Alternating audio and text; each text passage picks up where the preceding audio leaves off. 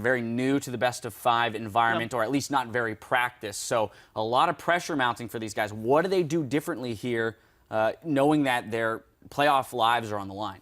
Yeah, I mean, we were looking coming into this as Gravity's going to be the one with this counter pick and all these different styles for Champion Select. They're going to try and throw TSM off, give them the old Cassiopeia top and watch them tilt. But it's actually that Gravity are the ones having trouble adapting in Champion Select. They're the ones flailing around in the best-of-5 format. They're the ones that aren't adapting to what they're seeing on stage in these games. And so the pressure is on Cop, actually. You know, everybody's been looking at Loco Doco for so long. Cop has got to do something to help these guys and work with them through the Champion Select to get them, prepared to be able to take one of these games. And again, we've been sitting on the early game a lot as well, so the level 1s are huge. I have a slight different opinion from your first half of this one. So I want to first start with TSM and say massive props to these guys. Loco Doco, Reginald, the whole players, they all stepped up. We're seeing 4 major threats. Super awesome to see that. Massive props to TSM. I can't say that enough.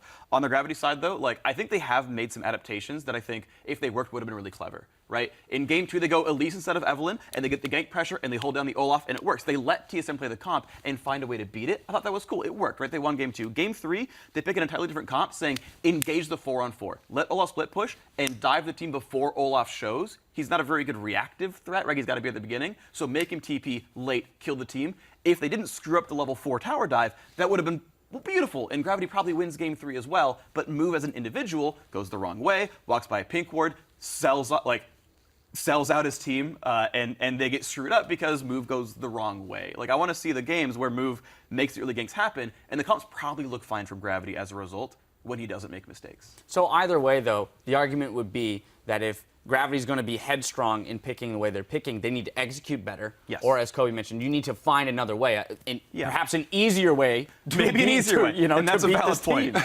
Yeah, it makes it. I mean, it just makes it very difficult to execute. That's totally fair. That's totally fair. All right. Well, there's the man on your screen that might be responsible for the win if they're going to get it. Cop. We'll see what he's got strategy-wise. We're going to throw it over to our casters to get us into Game 4. Thanks, Dash! As always, we're ready to get into Game 4. Let's do it. I'm still here with Jat and Aiden. We're about to get this game going. Cop and Loco Doco, like they were saying, the last final touches for the teams, whatever they can say, and hopefully give them a bit more of their energy. Yeah, just like you did to us. Yeah, I feel infused. It's honestly Gravity's time to adapt again. They need to be able to adjust to what TSM is throwing their way. I think the pick and ban adaptations went heavily in the favor of TSM back in Game 3, but now this whole illusion of Gravity being amazing on the red side, well, unless they were going to use it for a keen counter pick, not just picking Orianna, the generic mid laner in the last pick, maybe they're better served to going on blue side. Then at least they can get their pick of the litter with that first pick. It's so strange because coming into playoffs, Lulu has just jumped up the list of how prioritized she is for mid laners. People just want that safe lane, and to make their top laner have priority in fights, make their bottom laners safer. Basically, you're going for that safe lane that has some bully potential. Lulu can roam very quickly and get to places and shove out the lane. So all around, she seems like a very strong pick. The fact she just jumped back into the meta all of a sudden over things like Azir and Victor is actually very cool. Ryu's just like, why is everybody jumping on my bandwagon now? Ryu plays that all the time, H2K. He's good to go. But no, definitely seeing the benefit of it here. Finally, that's the North American teams. The Olaf band does come in. We hear the crowd. A little bit of a cheer there. Dyrus, however, now this is where TSM might have to switch something up unless they somehow pull out another Olaf. But I find that highly difficult to do at this point. Yeah. Rumble and Nidalee are going to get banned out. They don't want Santorin on that, or they rather want Move on that. So we'll see how they kind of trickle down the jungle picks now after they ban it themselves. I want to see if the Diana ban comes out again. Okay, good. They substituted for the Lulu. What's this Diana all about? Because if you find out in Game 4 that you didn't have to ban Diana in Games 1, 2, and 3, you're really going to kick yourself for that one. Well, finally they are adapting to the series. Lulu and Olaf have been giving them a lot of problems getting rid of both of those things, obviously. Nidalee as well with the Braum ban. So really just trying to shake everything up. We should see a unique Game 4. Shen. They're gonna pick Shen. No, Shen. Sure. Yeah, that's what about Elise? Likely. No, there's Elise so much. Also there's likely. so much left up actually for here. The Alistar is also still left up. A few things they can get to make sure nothing too much is told about the entire composition. still get themselves through this one safely. Gravity taking a lot longer than usual here. It could still be a flex pick. They choose to be very ambiguous about their composition. And they're just going to let the time run down here, actually, to kind of... No, they're not. Nice. It is going to be the Shen first. Makes the Good most call, sense. Rip. It was Got him. something that was banned away You're right. by TSM in the last game. And it was pretty pivotal in Gravity's ability to collapse on the rotations that TSM was making. Yeah. Something that was sorely lacking in the last game. So, probably a jungle here for Team Solo Mid, you would think. Make all- sure that's on the board. Yeah, I want to go Could be back. the least. I do want to go back to the Shen for a second because that was kind of the crutch that Gravity was leaning on in the game that they won. Because when you're able to collapse faster, TSM's running them all around the map in this entire series, and they can't keep up with the momentum of TSM, knocking down these turrets and rotating between lanes. Shen's your answer. Shen's your guy. They teleport in, right. Let's see if they work it accordingly. You can still go to Bunny Fufu on that Shen. And the support picked up to not show much, but the Elise in the jungle for Santorin as his Nidalee was banned out by Team Solo Mid alone. This would probably push move onto that Gragas or Evelyn. We've been seeing even a Rek'Sai. Yeah. So that looks like it's going to be a locked-in Elise here, so Santorin switch things up a bit for himself. Really do feel like Nidalee and Elise are the top two junglers on this patch by a pretty large margin. So being able to pull that off and not even having to first pick the Elise will be beneficial for TSM, assuming they have a good pick for Dyrus against Shen. Which we'll have to wait and see. Yeah, that just makes Shen an even better top laner. Like we talked about, it could be a flex pick for Bunny, but when Olaf's not on the table, what answer do you have? Does he go with the Gnar? Well, that's actually a pretty good matchup for Gnar. We saw it actually go in Shen's favor yesterday, but that matchup is typically Gnar favored during the laning phase. Yeah, and I wonder if Move's even going to go with the Eve once again. Had a very underwhelming performance that first time. Eve is stuck around in the meta even after the nerfs because of how quickly she can still clear with the Runeblade. It's also just the presence she has. It really forces your team to buy pink wards, and if they're not on top of that game, then they get collapsed on. They get Eve from different angles they weren't expecting. But TSM were on top of their ward game over and over again. Tristana left up once again this game. It is going to be picked up by Gravity. They'll have a bit of an advantage taking down these turrets now. The TSM doesn't have their maybe Jinx and Olaf at low health to start taking down those turret swaps. So a little bit of a change there. Triss back in the game for them. Sivir still open for Team Solo Mid. As we were saying before, these guys love having that in the composition. It just makes things so easy for the engage. And if you have the Gnar as well, easy to throw him in there with that speed.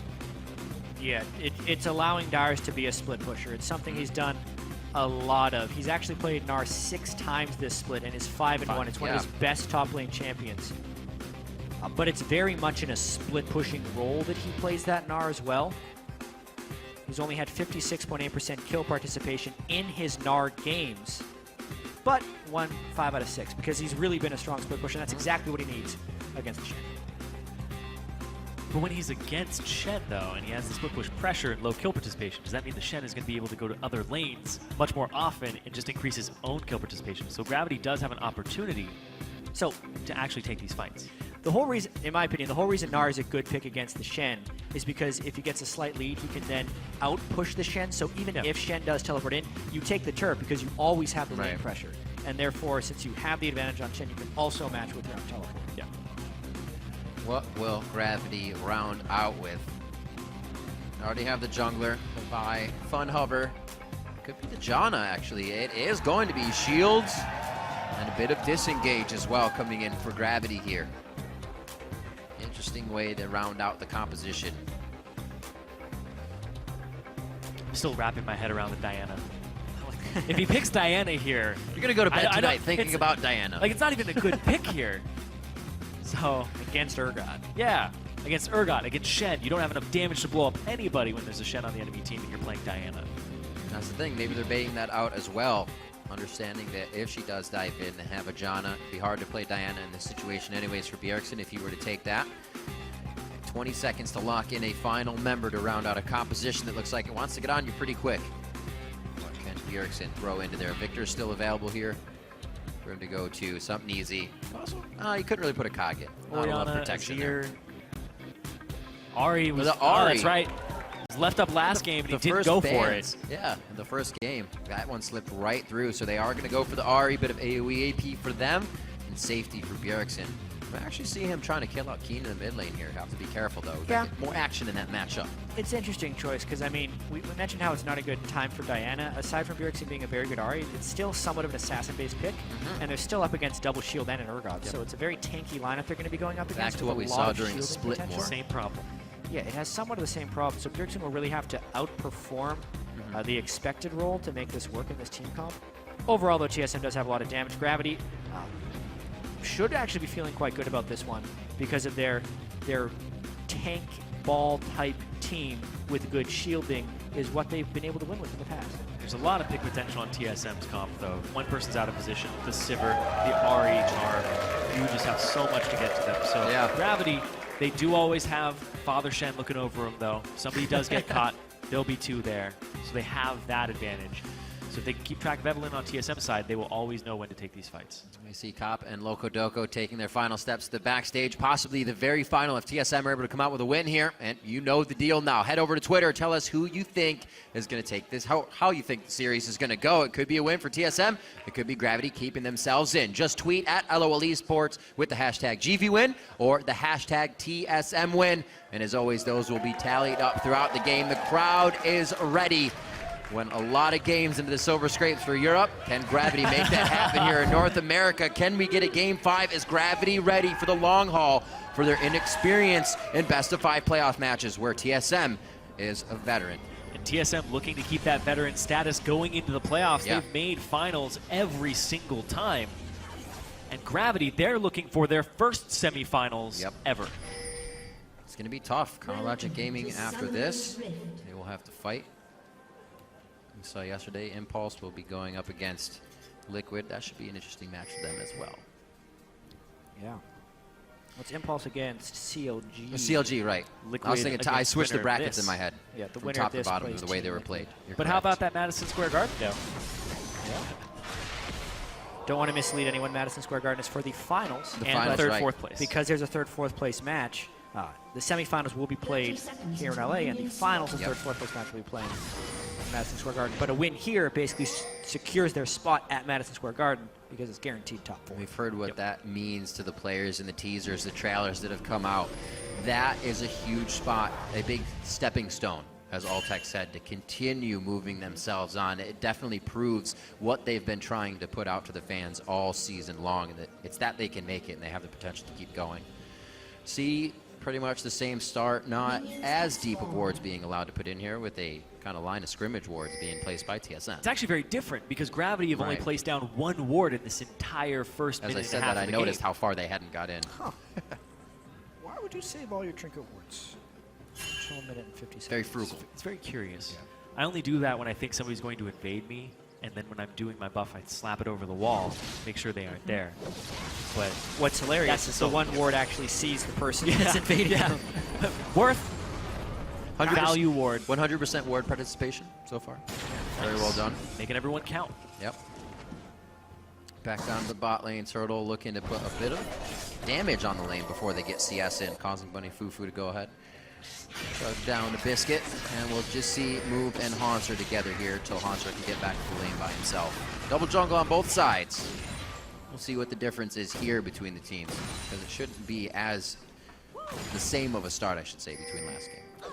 And the fact that there aren't lane swaps going on, we have to look at the power of the 2-on-2. Right. The Tristana Janna lane is the lane that's pretty much the best demolitionist lane. You have the Tristana to just put the explosive charge on turrets, but then the Janna shield on top of it just enables her to burst it even harder. Yeah. And I see, at least early on in the game, the Sivir Alistar lane is pretty defensive. It's short range Sivir. Basically, Alistar just plays linebacker. Overall, or offensive lineman rather. Overall, I think the fact that this isn't a lane swap game heavily favors Gravity. Only because they were getting outplayed so hard in all the lane swap situations, they just straight up couldn't keep up. And now it's a more neutralized setting. No one's getting a big lead on either side. Yeah. And Alltech and Bunny Fufu can try and go to work 2v2 where they have an edge on Wild Turtle and Lustboy, both in champion select as well as their play throughout the split. Yeah, the laning phase as well. The aggression towards Bunny Fufu and Alltech seems like that communication is definitely there. Nice hits by Haunter onto Dyrus. This is good focus. another situation where we could see Dyrus going down under his turret if Move decides to get up here when he has the chance. We already saw that happen going in game 2. Big reason Gravity was able to keep themselves within that game.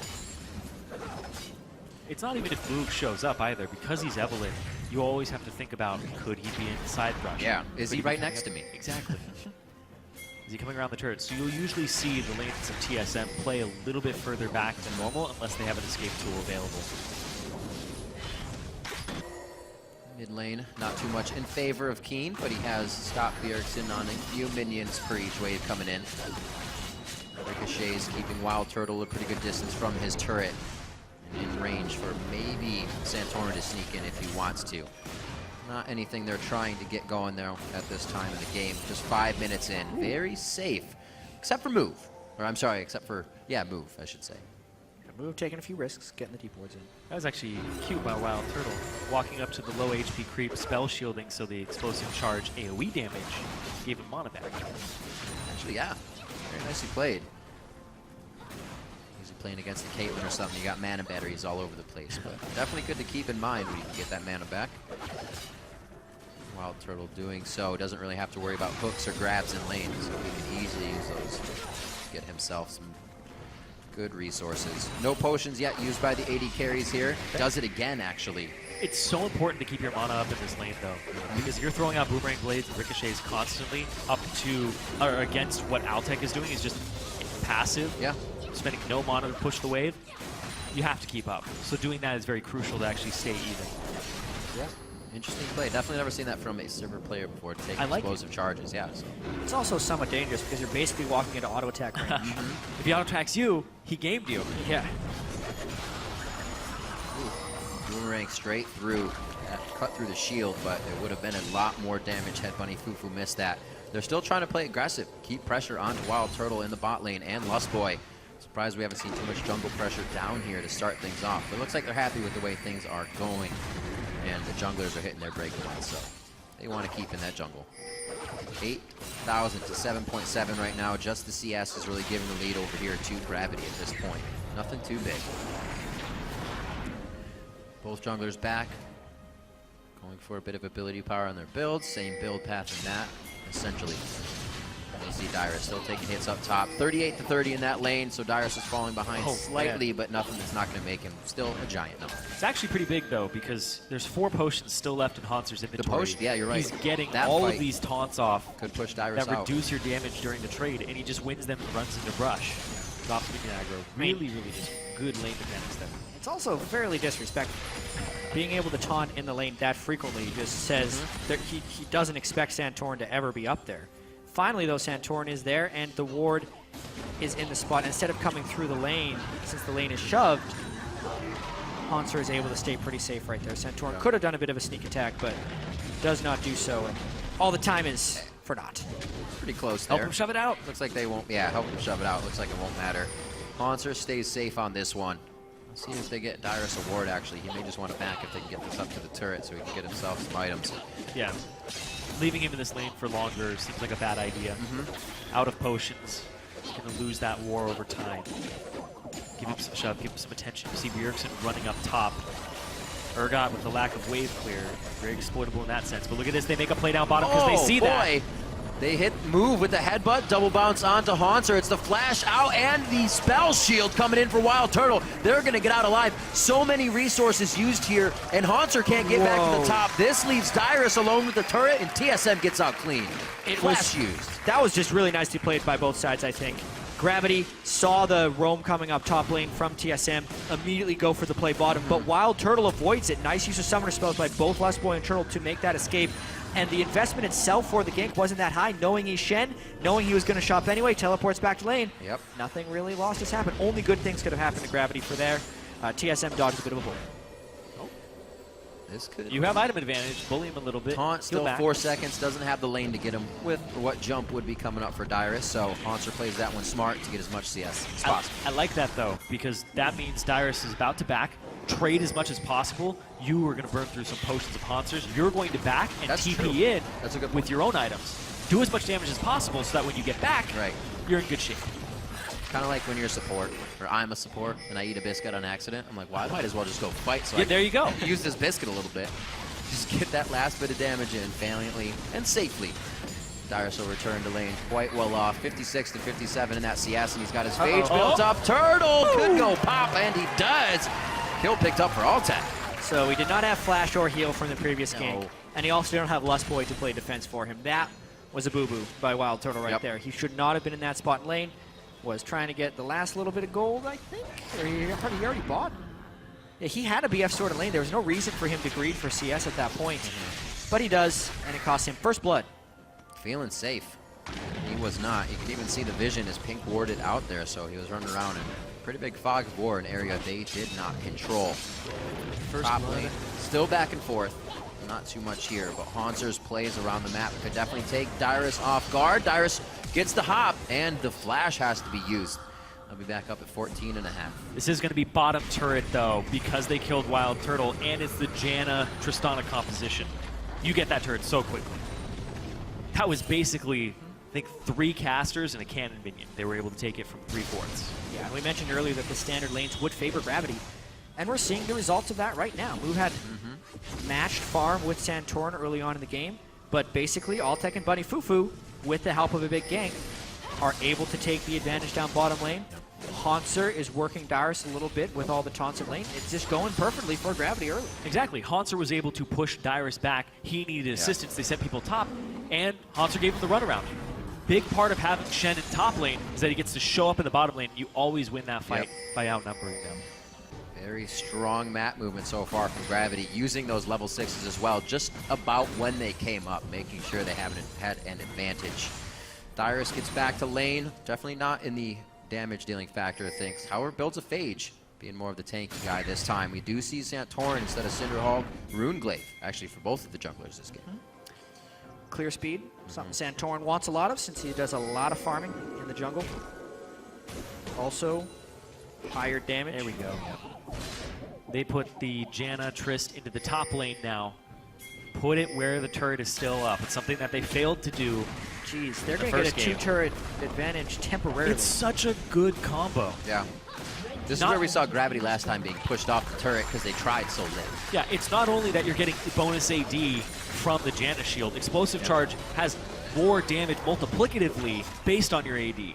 So the damage that you get from the Explosive Charge when you're shielded is about 80 more at this rank, and then it just goes up even further. They're going to get how much damage on this next turret as well. Their second tier, just prepping that one down, should be about half HP. You can see Bjergsen pushing Keen out in the mid lane and trying to get a push in as well. Not as much roam from Bjergsen this game, trying to also keep Keen down. Well, Keen hasn't been kept down this series at all. We talk about his variance, and he's being consistent. Well, I suppose, yes, he has not had a big win or a big loss, but a lot of that has been on Bjergsen playing the very neutral mid laners, 2 Lulu and 1 Orianna. So even not going as aggressive, or maybe Keen's not letting him on the Ahri that he finally gets. One thing I noticed this Urgot game, he has picked up the 1 win Gravity has on this series on Urgot. Very true. They are not hesitant to go into fights. We even kind of heard Kopp saying as he was walking off the stage, don't hesitate, don't do what we did in that first game. Make sure you guys can come out strong and really have confidence in your engages. Yeah, and Gravity has been able to pick up 2 turrets with no answer. This is actually quite rare. You normally see a turret trade of some kind, but it just shows that Gravity has had that lane advantage in multiple lanes. They're really exercising the mobility of the Shen from a map-wide perspective in order to have presence in both of these lanes. Keen is splitting with Bjergsen, which is exactly what he needs to do, since Bjergsen needs to snowball wildly far ahead for an assassin to work against a tank shield composition. This game is going extremely well for Gravity. And if Keen is able to actually tag Bjergsen again, get him about half HP, force him back, they will probably immediately call Altec and Bunny Fufu to the mid lane, knowing Bjergsen has to back. So if he gets the poke on, that opens opportunity in that exposed turret. That, or it's ready for this dragon. TSM has already set up forward wards for it to make sure they see move coming in from the outside in a spot. But he didn't have camps to clear, so he may be able to make it quite close before they even spot him out. They'll set up some more wards. TSM kind of goal side here to Gravity in their base. See how Altec takes this one. Was that the jump as well coming in? I don't think Altec's going to be able to do it anymore. He was stopped mid-jump there. Gets himself into the brush to deny some vision. Dyrus does not have much movement towards the team. He looks like he's going to get himself in a good spot now. Yeah, move eventually goes down. Dyrus slams him into the wall, and this is going to be a few more kills coming in for Team Solo Mid. They have walked that one out, cut off Gravity, and started slaying him. Yeah, unique fight right there. TSM was trying to pull off a flank, and Move had actually been undetected through most of that, I think, so it was a strange initiation. Basically, it came down to the teleport timing of Dyrus. The instant he came in, he turned into Meganar. That's pretty much the ideal scenario you would want. He just crunches Move upside the wall there to pick up the first kill for TSM of the game. And it lets them bounce back a little bit despite their turret disadvantage. It's just so strange that Altic would be pushed up that far. And when they saw Lustboy and Santorin go around the left side into their own jungle. Very curious. And they chose to take that fight afterwards. Altic very well could have jumped back towards the turret and gotten out of there. Yeah. And Move could have ran the other way. He was invisible. Nobody had spotted him. They themselves thought they were going to be able to turn that, I think, because Move was mostly undetected, so they I thought think they'd Hans have are coming in element too. of They thought surprise. they had the number advantage. Yeah, but ultimately Bjergsen roamed before Keen as well. Yep. It's another thing that turned that fight. Twice in a row. This time it actually pays off. Bjergsen's able to get there and help, where Keen is just a little short, something we've been seeing for the past 2 games. Yeah. This is what they should have been doing. Instead of pushing Altic down a long lane, they should have taken it middle and then go towards the dragon back and forth between these 2 objectives until you at least get one of them or both. They're back. Definitely don't lose too much after losing a few of their members, and they're still able to come back stronger and get onto that dragon and maybe start to pressure middle a little bit as well. Top lane's going to have to be taken care of. Wild Turtle is on it. And it looks like we're going to get some defense from TSM in the mid.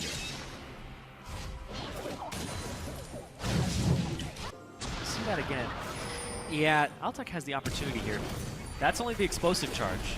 they knock him pretty far So back. he still has his Yeah, jump. so he didn't so jump. they burned the Sivaralt up on the top side, so that's why I think Gravity thinks they can win this Wild fight. Turtle's half HP as well, but they catch Move in the brush. Pretty random occurrence there. That you check around, you find the Evelyn. Well, Evelyn had already revealed herself because he'd Mm-hmm. aggroed Wild Turtle early on. So basically, Move was just trying to hide away from the Ahri. The pathing from the Ahri versus the Urgot allowed Bjergsen to reach there a lot sooner. It should have been called off. Most likely. Hindsight 2020. Yeah. Doesn't mean I can't call it out. All right, so Dyrus, Olaf or not, he's going to go ahead and just build a Black Cleaver again. He's still going to try to carry from this Gnar position. Leave Lustboy as the tank, let him do things that tanks do. Yeah, he's got the 40 CS advantage. He's in a position to split push with the kill and assist over Hanser. Especially if you're not kind of expecting that. Obviously, they can see his inventory, but now a Sivered up Gnar flying through the fight, able to just jump over the team and get to that back line. There's also a really well-timed teleport from him. He had Mega Gnar. Yeah. There's a few of them that he has been come up big on with those teleports. Quadra kill of last game to be in the right spot at the right time as TSM was able to get that Dragon Ace. Slowly back and forth. The 2 kills they just got are the only 2 of the game. 2-1 so far. See if Dyrus can keep himself going. He's participated in everything at this point. Sight stones, not on both sides. Double sight stone for TSM here. Going to start being able to control the map, but that's not going to stop Move from buying a plethora of wards and setting them out, as you can see. Good deep wards. Move trying to make sure he keeps his combat effectiveness this game. Maybe an Abyssal Scepter instead of an Aegis early on in this one. Although the Aegis will be just as valuable. They're going to have to probably build it on Bunny Fufu. Or even Hanser. Hanser's built Banner of Command in the past. That would probably serve his purpose. I think he touched on the Rune Glaive as well for Santorin on Elise. Full AP build going to be coming through here for him this game. Just being another threat. It seems like Move identifies that and starts to build some magic resistant Already has that Haunting Guise ready. TSM is ready to get into these fights, it seems, once those last core items are finished up. Just 2 of them, and they're going to be extremely powerful. Bjergsen already past level 11. They're just waiting on that for a few more members. Actually, not that they even spiked that hard at 11 across their team. And while everything else has been happening, Dyrus has a 50 CS advantage on Hanser, and you're really seeing the power of the Gnar against a split pushing Shen right now.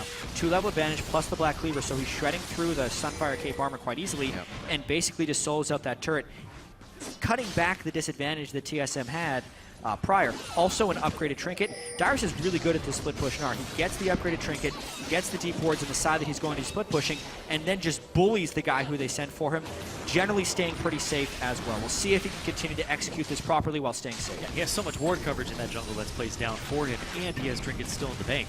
He's going to be safe for a while. Not if they much sent two they people can to deal do with him. against Dyrus, and that's not something we're always saying. A very different team solo mid here in the playoffs, and they said it would be. That is what Bjergsen stated in the trailers. That's what Loco Doco said when I interviewed him earlier today, is that things are going to change. We may lose one game to something tricky. So far, so good for that. Gravity still has a very good chance in this game, though. It has not gone either way too much, but Team Solo Mid is looking to take control very soon. 2-minute Dragon could mean a big fight. Whoa.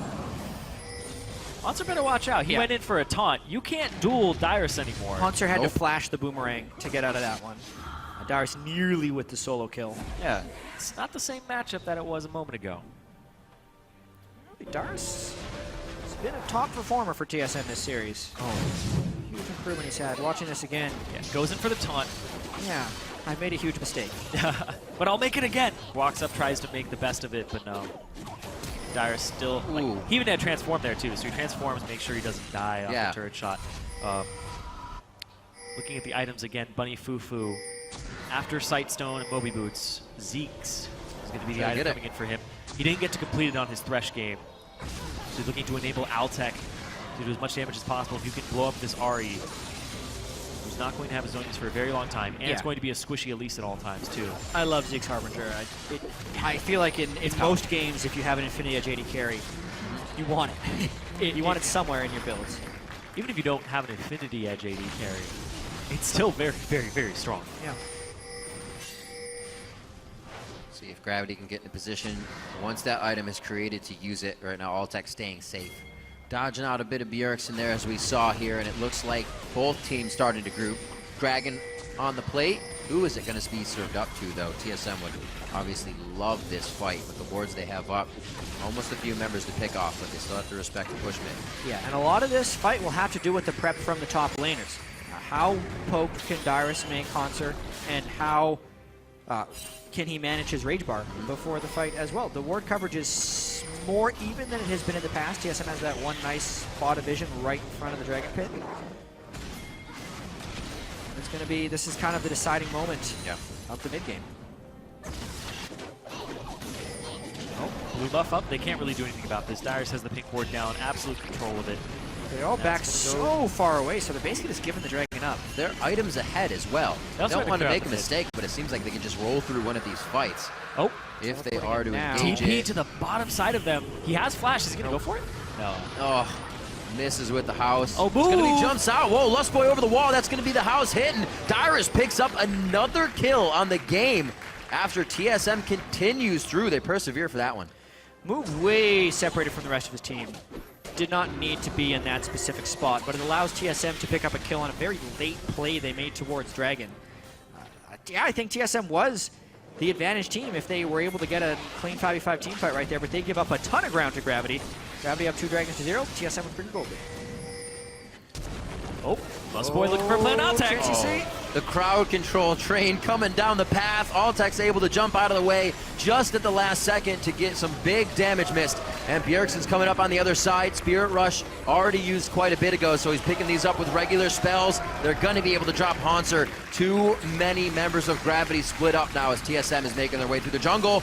Move wants it again, but they're 3v5 right now. This has to just be deterring Team Solo Mid, but not at all. They actually put themselves in a bad spot, and Gravity goes down now, trying to deter Team Solo Mid from more. Dyrus gnars out at the perfect time. Once again, it's going to be an ace onto Gravity, and Team Solo Mid start to lock this one down 22 minutes in. Dyrus has been having such a good series, and this specific fight favored TSM for a number of reasons. They have the assassin-type team on Bjergsen, but he had access to the squishy targets with his charms. Santorin was pinpoint accuracy on his cocoons, and TSM took a very close game and just blew it wide open.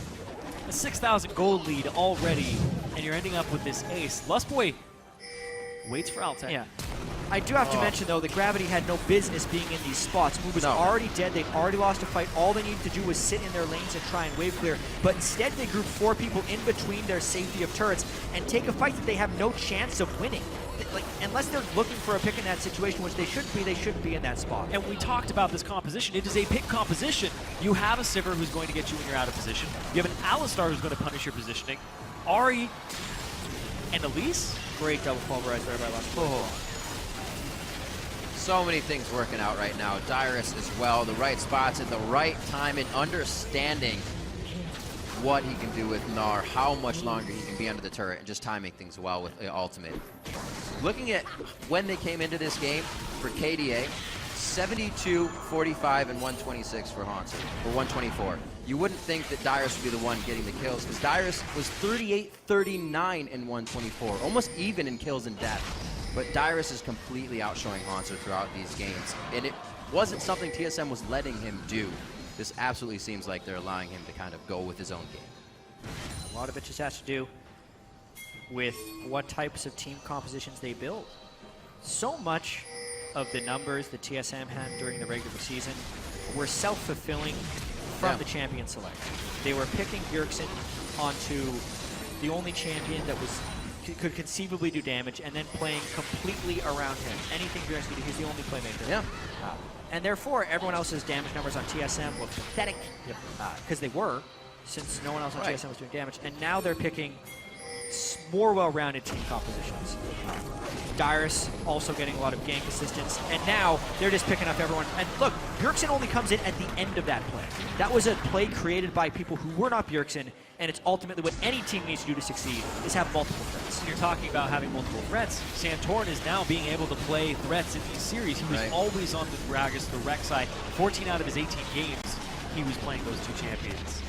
Now we're seeing him on Italy, we're seeing him on Elise, we're seeing him on these S-tier champions that deal a lot of magic damage, which in turn actually enables Dyrus and Wild Turtle, because if they're playing these physical damage champions, they aren't being counter-built. Nice little counter push by Gravity, I have to mention, though. That once the Baron goes down, using Triss to definitely demolish those turrets very quickly. Doing their best to try and make it to the next one, but the Baron empowered recalls give TSM a bit of an edge. Oh, he exited back. Wild Turtle staying for the turret. Quick choice from him. Who will back on the side of Gravity? It doesn't look like anybody's taken to it yet, but Move is just on the side. I think he'll probably show himself to push Turtle off. He's not actually seeing the taunt from Hanser. Is going to have to cool down on this one now. And they may actually be able to get him in range. Turtle's wards keeping him quite safe. TSM could make a lot of moves here. I don't think they're going to be able to, though, as it's just wave cleanup. They're not going to be able to push anything in their favor. Yeah, Hanser not that strong. Not that strong at all. Very behind this game. The first pick shed, getting counter-picked by TSM. So there's that Zeke's. It is finished. Up onto Bunny Fufu. We'll see if it'll come into play for these guys once they get into those fights. More unlikely now that they're down 8,000 gold. Also, the full physical team by Gravity, they got away with it before. Yeah, putting all their eggs in one basket seems to hurt this time. The magic damage from Evelynn is also decent, but I don't think it's the same level that they're able to provide with the Elise. With the Baron buff. Without a care in the world, Dyrus just toying with the front line and back line of Gravity right now. Able to do whatever he wants with where he has put himself in this game. 4-0-3, 7 out of the 9 kills he's participated in. It looks like they're setting up for one more. Lustboy got it. He's trying to rinse and repeat from the same location. Does not look like Gravity even wants to leave their base now. Rightfully so. Yep. You talked about how last time their double AD composition worked out, Jat. Well, they fell behind this game, and the Baron's already gone over to TSM. Basically all the elements that counter it. Yep. Limited fallback pattern for them with such low wave clear. Because the heavy wave clear team for TSM easily rolling into the base with this Baron. And it was a lot different when TSM stole the Baron last time as well. Oh, they weren't pushing the inhibitors just yet. Gravity still had some space and breathing room to work with, but not this time. Move. Every time he's in the eyes of Team Solo Mid, he has gone down. We talked about it from game 1, that he made a few ill movements and went down as well. He just hasn't been positioned correctly with the team so far, and it's definitely costing Gravity. was something near the end of the split, too. Now, we saw a move going on these champions by Evelyn not having great games. And he's just having another poor game when they need him most. Well, it makes it hard against Shelldaire's right, playoff Dyrus. He makes things a little bit more difficult from wherever he pulls his energy from. Maybe it's all the fans. He did say he still always enjoys to play for the fans, and they have been cheering quite loud for him today. Yeah, well, he's deserved it. Dyrus has played very good game. Fantastic. Few little missteps he's had on Olaf in the previous games, but by and large, one of his best performances that Dyrus has had in a very long time. The most experienced member in the North American LCS, still right at the top of his game. Interesting to see that confidence come out of his that champion as well. And he was the guy that Dyrus. after MSI realized top lane needs more priority on it. Top lane needs to have more resources put into it. He started grinding solo queue extraordinarily hard, climbing the ladder. I think he's in the top 10 right now. But, not that, he's caught right now, but he's still going to be fine. He just has so much. Oh! So much gold. There it is, the Kansas City Shuffle. He should be all right. No! He's up against the ropes. It's another punch. 1-2. He gnars out. They're going to throw in the towel, but no, Dyrus stays alive. No towel to be thrown. 2 kills already. Ultek and Haunter is down. Buddy Fufu quickly follows, and Dyrus squeezes tight. He's still alive. Oh, an unfortunate pause, our first of the series, right at the moment where he gets the huge one. We'll find out what this is about. Or will we? Or will we? They're unpausing right now. It's unpaused. Or will we? All right.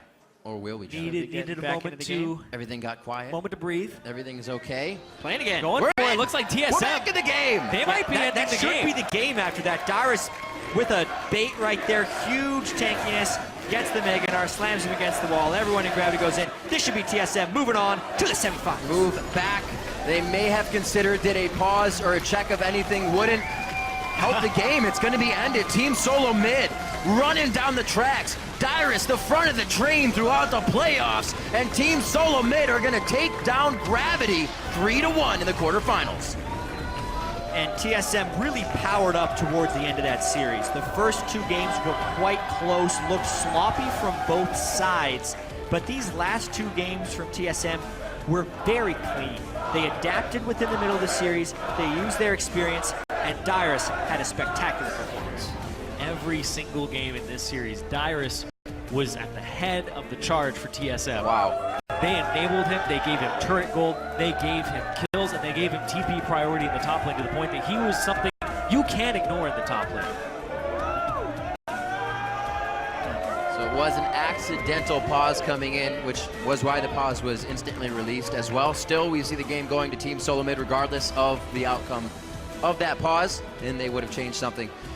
What a game coming in from Team Solo mid. They said it would be a slightly different team, and we see how that was. Bjergsen back to Bjergsen on utility, mostly safety of the Lulu. The Orianna as well has been played, but Dyrus on carry. Dyrus on a threat back in the playoffs, just like he was previously last season. And this